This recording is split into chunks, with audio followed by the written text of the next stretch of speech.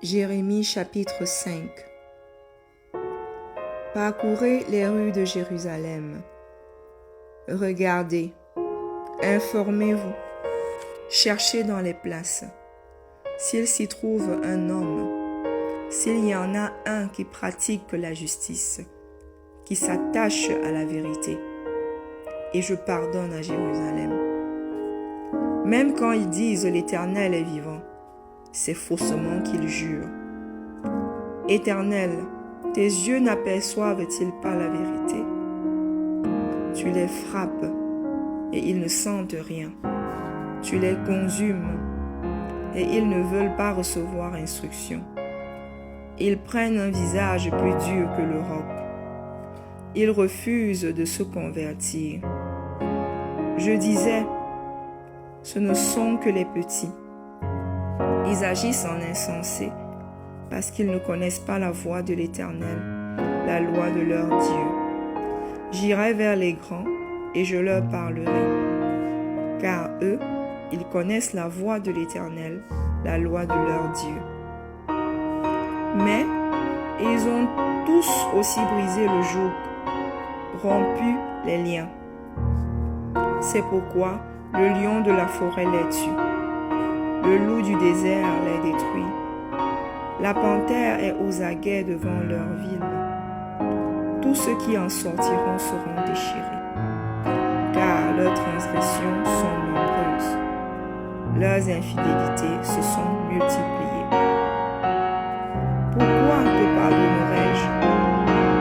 Tes enfants m'ont abandonné, et ils jurent par des dieux qui n'existent pas. J'ai reçu leur serment, et ils se livrent à l'adultère. Ils sont en foule dans la maison de la prostituée, semblables à des chevaux bien nourris, qui courent çà et là. Ils hennissent chacun après la femme de son prochain. Ne châtierai-je pas ces choses-là, dit l'Éternel? Ne me vengerai-je pas d'une pareille nation? Montez sur ses murailles et abattez, mais ne détruisez pas entièrement. Enlevez ces cèpes qui n'appartiennent point à l'Éternel, car la maison d'Israël et la maison de Juda m'ont été infidèles, dit l'Éternel. Ils renient l'Éternel. Ils disent, il n'existe pas. Et le malheur ne viendra pas sur nous.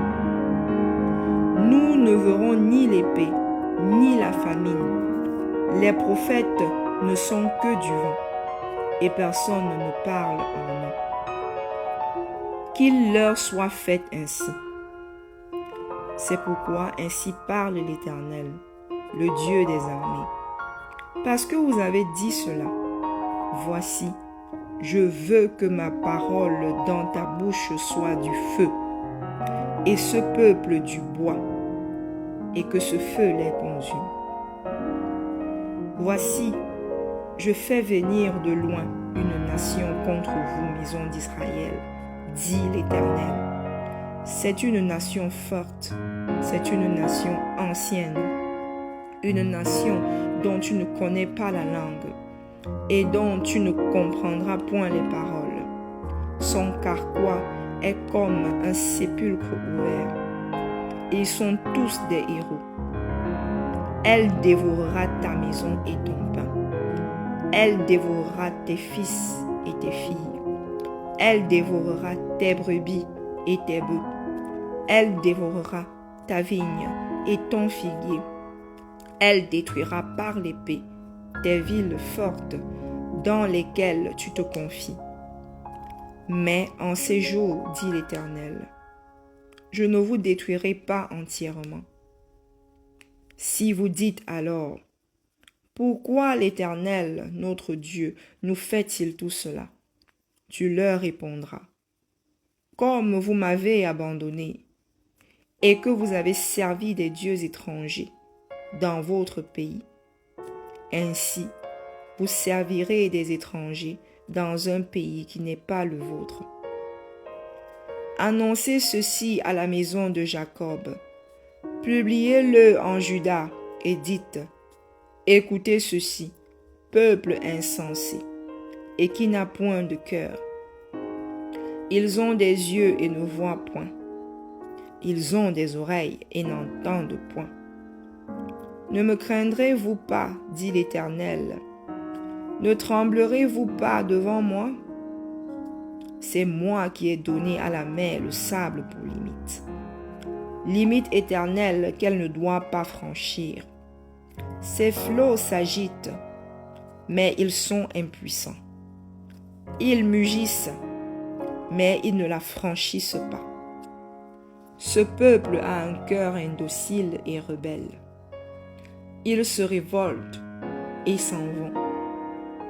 Ils ne disent pas dans leur cœur, craignons l'Éternel notre Dieu, qui donne la pluie en son temps, la pluie de la première et de l'arrière-saison, et qui nous réserve les semaines destinées à la moisson. C'est à cause de vos iniquités que ces dispensations n'ont pas lieu.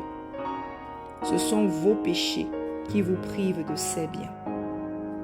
Car il se trouve parmi mon peuple des méchants.